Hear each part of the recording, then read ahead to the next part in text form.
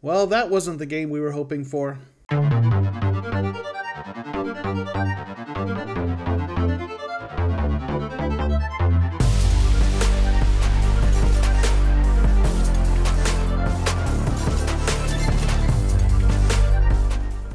Under the bright lights of Monday Night Football in prime time, the Arizona Cardinals came up short and lost by a score of 30-23 to the Los Angeles Rams. In this video, I'm going to identify my 5 key takeaways from this disappointing loss. First, Kyler had a bad night. Sure, he threw for 363 yards and ran for another 61 yards, but he had 2 interceptions and at least one other throw that really should have been an interception. And on top of that, he missed a wide open A.J. Green for what could have been a touchdown early in the game. This was not the performance we wanted to see out of Kyler, and any talk of him being the MVP can be put to rest. I think he's still going to finish the season strong, but when you perform like this on Monday Night Football, the eyes of the world are watching, and voters are going to remember this performance. My second takeaway builds on this. As Kyler goes, so go the Cardinals. If Kyler doesn't miss A.J. Green when he's wide open, and he doesn't throw those really bad interceptions, I think the Cardinals probably would have won this game.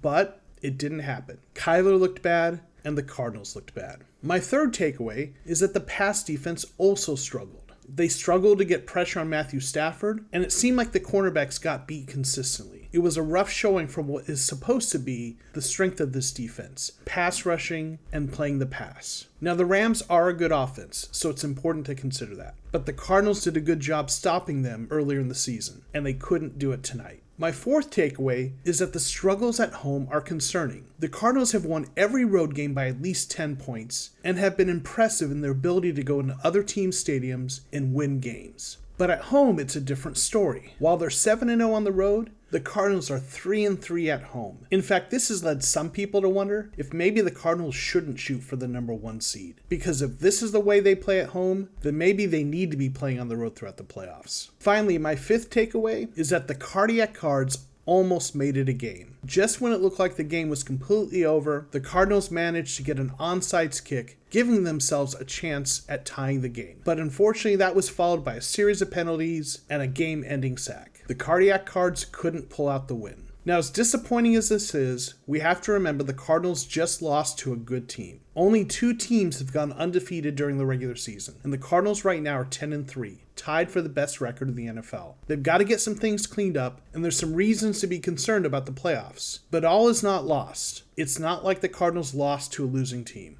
But they need to regroup, finish strong, and clean things up for the playoffs. Thanks for watching, and we'll see you next time on The Cardinal Rule.